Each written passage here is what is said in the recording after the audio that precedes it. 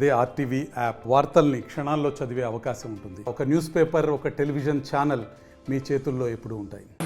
మనకు మరొకసారి ఆ హక్కులను అందే విధంగా, అంటే ప్రాచీన కాలంలో ఉండేవి మరి సోషలైజ్ అవుతూ వచ్చేసరికి మహిళల పైన ఆ గౌరవం తగ్గుతూ వస్తున్నప్పుడు ఎంతో మంది పోరాటం చేసి మనకు ఈ హక్కును ఇచ్చారు.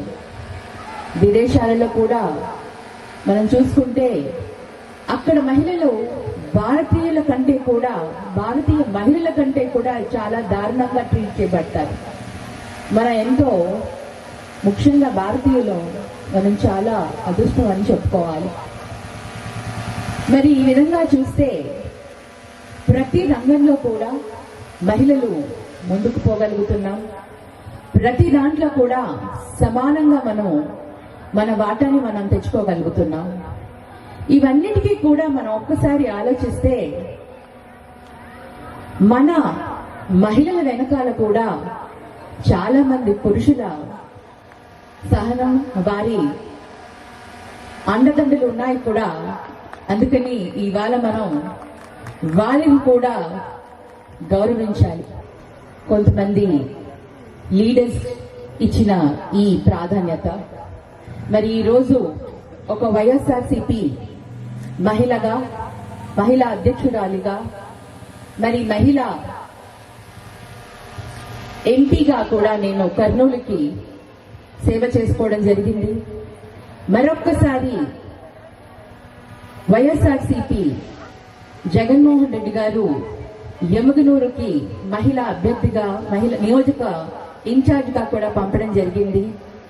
మరి గెలుపు ఓటములు సహజమే కాబట్టి దాన్ని మనం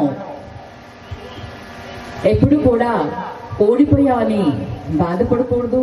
గెలిచామని సంతోషంలో కూడా మన బాధ్యతల్ని మర్చిపోకుండా బాధ్యత వహిస్తూ మనం పనులు చేయాల్సిన బాధ్యత మనకి ఉంది. కాబట్టి గెలుపుకి ఓటమికి ఎప్పుడు కూడా నేను ఆ ప్రాధాన్యత ఇవ్వను. ఓడినా కూడా మనం చేయాల్సిన కార్యక్రమాలు, మన అందుబాటులో ఉన్నవి, మనం ఏం చేయగలుగుతామో ఆ సమాజ సేవ, ఆ అవకాశాన్ని మనం అందిపుచ్చుకుని ముందుకు పోవాలని భావిస్తాను. మరి ముఖ్యంగా ఈరోజు ఈ వేదిక పైన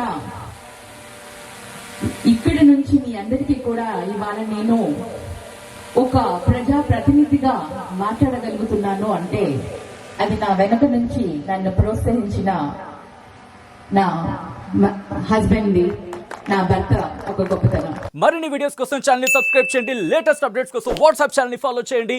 అండ్ లింక్ డిస్క్రిప్షన్ లో ఉంది.